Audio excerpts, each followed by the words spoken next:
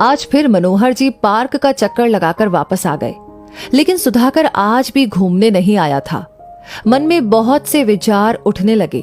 पता नहीं तबीयत ठीक है या नहीं। घर आकर भी उन्हें बेचैनी हो रही थी।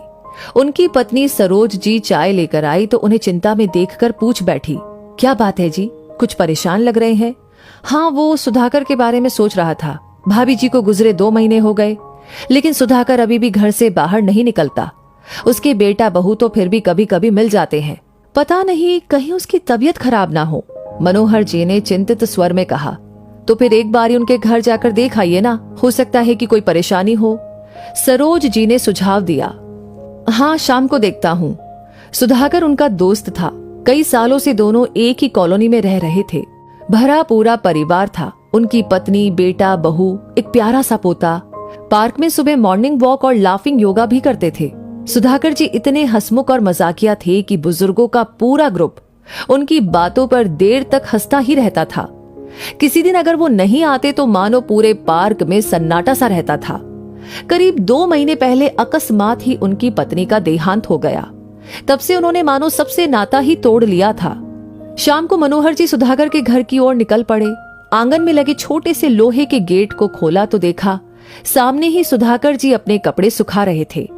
मनोहर जी को सामने देखकर वो झेप गए और हाथ पोंछते हुए आगे बढ़कर मनोहर जी से बोले, अरे मनोहर, तुम? मैं तो बस यूं ही मन नहीं लग रहा था तो सोचा थोड़ा बहुत काम ही कर लूं। मनोहर जी कुछ और पूछने की अवस्था में नहीं थे। ये वही सुधाकर था जिसने भाभी जी के सामने शायद कभी अपने हाथों से कोई काम ना किया होगा। हमेशा यही कहता था, यार मुझसे ये घर के काम वाम नहीं होते, आखिर पत्नी और बहू किस लिए होती है। आंगन में ही रखी कुर्सियों पर दोनों दोस्त बैठ गए। काफी देर बैठने के बाद भी अभी तक किसी ने चाय के लिए भी नहीं पूछा। भाभी जी थी तो आते ही चाय और नाश्ता तैयार हो जाता था।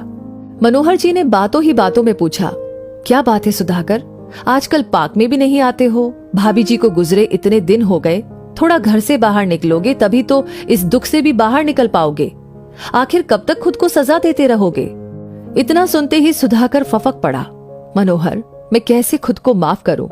जब तक तुम्हारी भाभी जिंदा थी मैंने कभी उसकी कद्र नहीं की।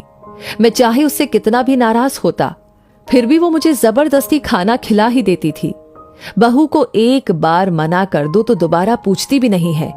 बेटा भी अपने काम में लगा रहता है। तुम्हारी भाभी थी तो कितना झगता था मैं उसके साथ, फिर भी वो कभी बुरा नहीं मानती थी। अब किसी के पास मेरी बातें सुनने का भी वक्त नहीं है। कितना ख्याल रखती थी वो मेरा, लेकिन अब कोई तकलीफ होती है तो बस दवाइयां लाकर के रखती जाती हैं। कितने सालों से वो बोल रही थी कि एक बार कहीं घूमने चलते हैं, लेकिन मैं हमेशा टाल देता था। लेकिन अब देखो, वो मुझे छोड़कर के ही चली गई। बोलते बोलते सुधाकर जी का गला भर्रा गया था। बस कर यार, एक ना एक दिन तो सबको जाना ही होता है। मनोहर जी ने सांत्वना देते हुए कहा। हाँ मनोहर, ये तो मुझे भी पता है, लेकिन अब इस उम्र में समझ में आ रहा है कि जीवन साथी की जीवन में क्या अहमियत होती है। थोड़ी देर बैठने के बाद मनोहर जी वापस अपने घर की ओर चल पड़े, लेकिन आज उनके कदम बहुत भारी लग रहे थे।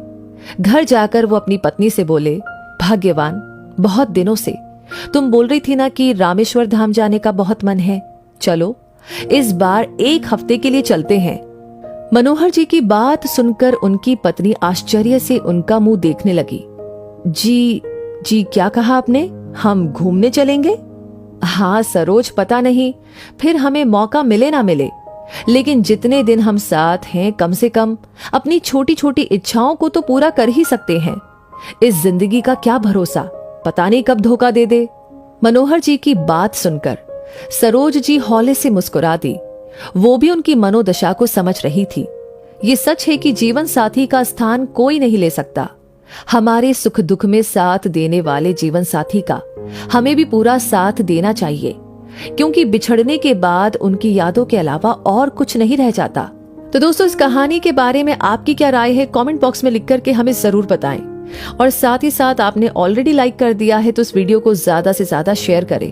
आपका हर एक लाइक, हर एक शेयर, हर एक कमेंट हमें मोटिवेट करता है ऐसी कहानियों पर हर दिन काम करने के लिए, इन कहानियों को आप तक पहुंचाने के लिए। साथ ही हमारी हर वीडियो को सबसे पहले पाने के लिए आपको एक छोटा सा काम करना है, हमारे पेज को फॉलो करना ना भूले। धन्यवाद।